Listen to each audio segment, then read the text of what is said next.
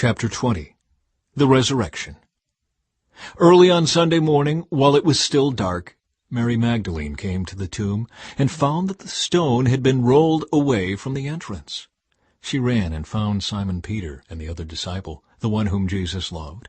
She said, "They have taken the Lord's body out of the tomb, and we don't know where they have put him."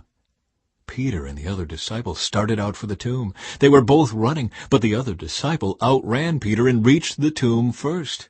He stooped and looked in and saw the linen wrappings lying there, but he didn't go in. Then Simon Peter arrived and went inside. He also noticed the linen wrappings lying there, while the cloth that had covered Jesus' head was folded up and lying apart from the other wrappings. Then the disciple who had reached the tomb first also went in, and he saw and believed. For until then they still hadn't understood the scriptures that said Jesus must rise from the dead. Then they went home. Jesus appears to Mary Magdalene. Mary was standing outside the tomb crying, and as she wept, she stooped and looked in.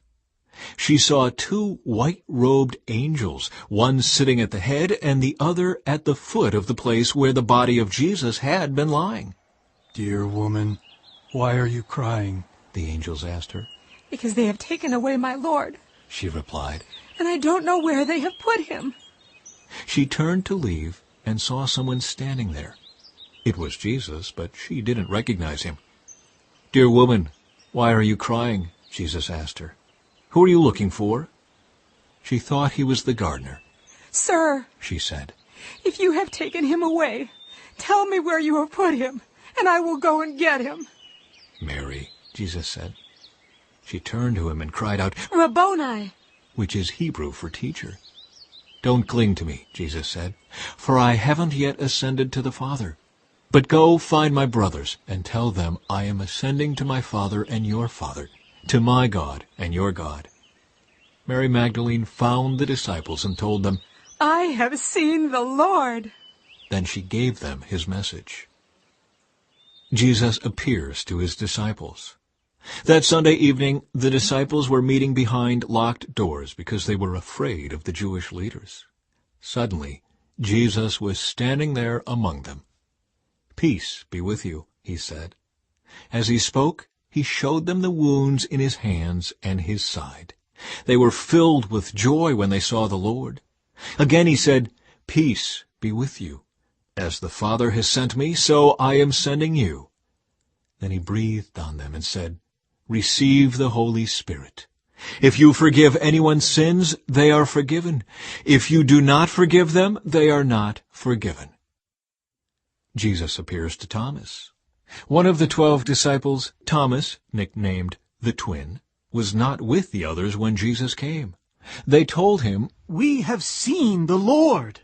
But he replied, "I won't believe it unless I see the nail wounds in his hands, put my fingers into them, and place my hand into the wound in his side." 8 days later, the disciples were together again, and this time Thomas was with them. The doors were locked, but suddenly, as before, Jesus was standing among them. "Peace be with you," he said. Then he said to Thomas, "Put your finger here, and look at my hands. Put your hand into the wound in my side. Don't be faithless any longer. Believe." "My Lord and my God," Thomas exclaimed. Then Jesus told him, "You believe because you have seen me. Blessed are those who believe without seeing me." Purpose of the book.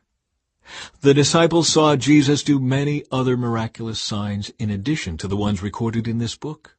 But these are written so that you may continue to believe that Jesus is the Messiah, the Son of God, and that by believing in him you will have life by the power of his name.